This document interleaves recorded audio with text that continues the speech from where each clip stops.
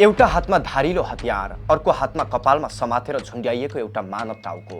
कुनै हरर फिल्मको दृश्य जस्तो लाग्ने यो भयावह दृश्य देख्दा उदयपुरको जलजलावासीको मुटु मात्र कापेन, सिङ्गो देश नै स्तब्ध भयो। आफ्नै पूर्व पत्नीको टाउको छिनालेर एउटा अपराधी निर्धक्कसँग गाउँ डुल्छ र मानिसहरू भने त्यसको लाइभ भिडियो खिच्न व्यस्त हुन्छन्।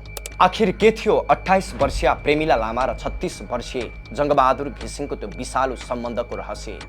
किन एउटा श्रीमान आफ्नो 10 वर्षको सम्बन्धलाई यसरी रक्ताम्य बनाएर छिनाल्न पुग्यो? आउनुहोस् उगारौँ जलजले हत्याकाण्डको त्यो मुटु हल्लाउने भित्री कथा। उदयपुरको त्रियुगा नगरपालिका छ जलजले, जहाँ 28 वर्षीय प्रेमिला लामा आफ्ना 2 नाबालक छोराहरूको भविष्यका लागि एउटा सानो चिया पसल चलाएर सङ्घर्ष गरिरहेकी थिइन्। श्रीमान जङ्गबहादुर घिसिङ तामाङसँगको सम्बन्ध 10 वर्ष अघि सुरु भए पनि त्यो कहिले सुखद रहेन। कुटपिट, हेला र निरन्तरताको यातना प्रेमिलाका लागि दैनिक जस्तै बनेको थियो।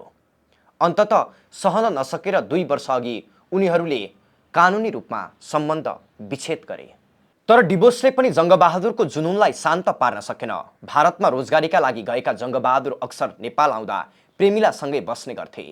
छिमेकी र घरबेटीले सोचेका थिए छोराछोरीको मायाले उनीहरू फेरि मिलेका हुन्। उनीहरू सँगै छोराहरूलाई स्कुल पुर्याउन र लिन जान्थे। तर त्यो एउटा केवल भयानक डेथ ट्र्याप मात्र थियो, जुन जङ्गबहादुरले निकै सूक्ष्म ढङ्गले बुनिरहेका थिए। मङ्गलबार साँझ करिब 6 बजेको समय गाउँमा भजन कीर्तन र एउटा जन्मदिनको पार्टीको माहौल थियो। चर्को आवाजमा बजिरहेको माइकले मानिसहरूलाई रमाइलोमा डुबाएको थियो। त्यही मौकाको फाइदा उठाएर जङ्गबहादुरले प्रेमिलाको घाँटीमा प्रहार गरे। कीर्तन र पार्टीको आवाजले प्रेमिलाको ऐया भन्ने अन्तिम शब्द समेत सुन्न पाएनन् छिमेकीहरूले। जब जङ्गबहादुर प्रेमिलाको काटिएको टाउको बोकेर गाउँमा निस्किए, तब मात्र मानिसहरूले यो भयावह घटनाको बारेमा थाहा पाए। तर यहाँ झन् डरलाग्दो मानवीय संवेदनाहीनता देखियो। मानिसहरू अपराधीलाई रोक्नुको सट्टा मोबाइल निकालेर त्यो विभत्स दृश्यलाई सामाजिक सञ्जालमा लाइभ गर्न र भिडियो बनाउन थाले। जङ्गबहादुर भने रगतले लतपतिएको टाउको झुन्ड्याउँदै निर्धक्कसँग हिँडिरहेका थिए।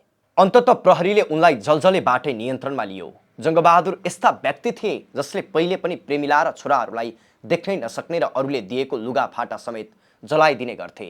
28 वर्षको उमेरमा ज्यान गुमाएकी प्रेमिलाका 8 र 4 वर्षका 2 छोराहरू अहिले बेसहारा भएका छन्। जलजलेको त्यो सडक जहाँ प्रेमिलाको टाउको बोकेर उनको हत्यारा हिँडेको थियो, त्यसले एउटै कुरा भनिरहेछ, जब एउटा सम्बन्धमा हिंसाको प्रवेश हुन्छ त्यसको अन्त्य यसरी नै भयावह हुन सक्छ। एउटा अबोध आमा, 2 टुहुरा छोरा र एउटा जल्लाद श्रीमान। जलजले हत्याकाण्डले आज समाजमा मानवता र सुरक्षामाथि एउटा ठूलो प्रश्न खडा गरिदिएको छ।